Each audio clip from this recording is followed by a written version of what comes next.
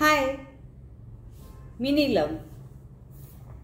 आंबट चिंबट हे शिरीष कणेकर यांचे एक विनोदी पुस्तक.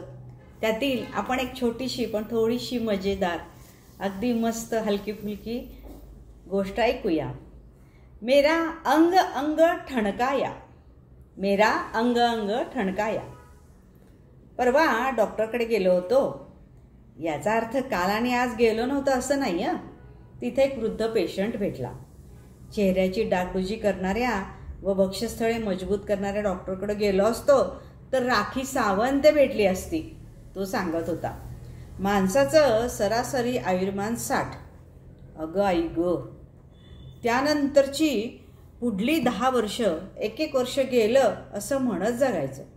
70 ते 80 महिना टू महिना आयुष्य ढकलायचं. 80 ते 90 हे दशक दिवस मोजत काढायचे. म्हणजे चला सोमवार गेला, आता मंगळवार, असं मोजत काढायचं. 90 नंतर तासाचा हिशोब ठेवायचा. दुपारी 3ला जिवंत आहोत, 4ला चहा प्यायला देखील आहोत वाटतं. अरे वा. आपल्या पु ल देशपांडेंनी लिहून ठेवले की 60 नंतर सकाळी जाग आल्यावर शरीराला कुठलाही अवयव दुखत नसेल याचा अर्थ तुम्ही जिवंत नाही. पुलंच्या व्याख्येनुसार मी चांगलाच जिवंत आहे. सकाळी व दिवस रात्र माझं काय काय दुखत असतं. किंबहुना या दुखण्यामुळे मला माझ्या शरीरातले विविध अवयव कळायला लागले. दुखण्यापलीकडे त्यांच्या अस्तित्वाला काही अर्थ असेलसं वाटलंच नाही.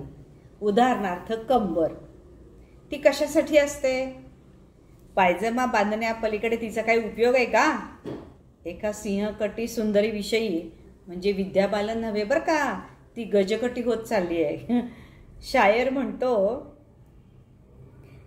सुनते हैं उनकी भी कमर है, सुनते हैं उनकी भी कमर है, कहाँ है किधर है कैसी है.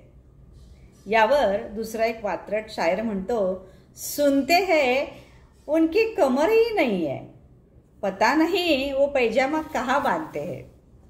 म्हणजे बघा, शेरोशारीतही कमरेला पायजमा बांधण्यापलीकडे काही महत्त्व नाही.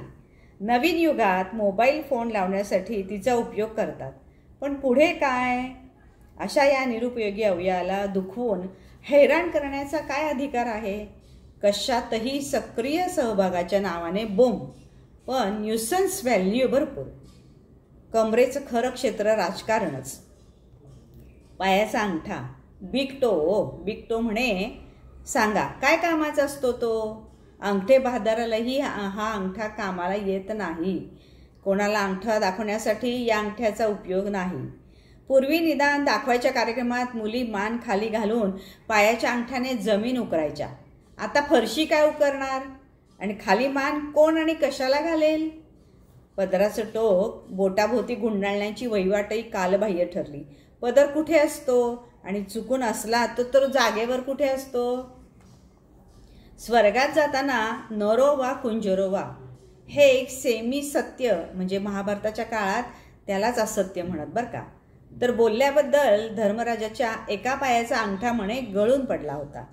ही पुण्याई व सत्यप्रियता जोखणारी मोजपट्टी आज असती तर खोटारडेपणाचा वाढता प्रभाव पाहता माणसांची हाताची 10 व पायाची 10 अशी 20 बोटं गळून पडली असती व एवढं करूनही शेवटी माणसं नरकातच गेली असती.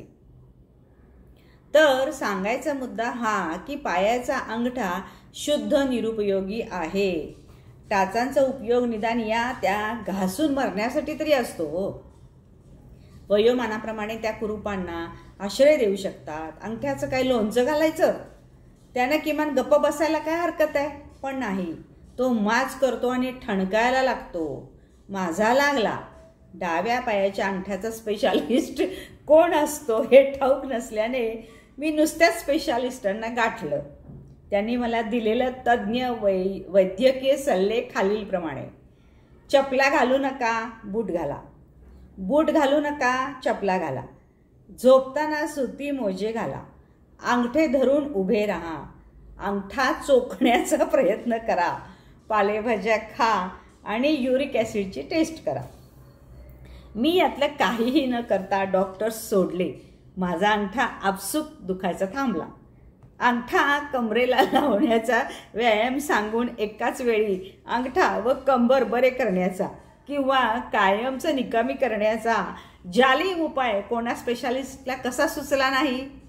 साध्या साध्या आजारपणावर ज्याला उपचार करता येत नाही तो स्पेशालिस्ट, एवढं मला कळते.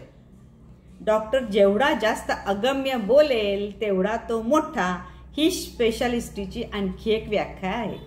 माझ्या ऑर्थोपेडिक डॉक्टरचा व माझा एक संवादच वाचा. डॉक्टर, स्पॉन्डिलिसिस नाही ना?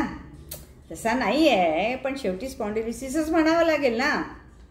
उद्या या डॉक्टरला विचारलं की डॉक्टर पेशंट गेलेला नाही ना, तर तो म्हणेल तसा गेलेला नाही, पण शेवटी गेलेलंच म्हणावं लागेल ना. त्यांचे एका अर्थी बरोबरच आहे म्हणा. पेशंटला होत्याचा नव्हता करणं त्यांच्याच हातात असतं. बऱ्याच टेस्ट करून झाल्यावर त्याने मला आणखी काही टेस्ट सांगितल्या व मग तो बदला.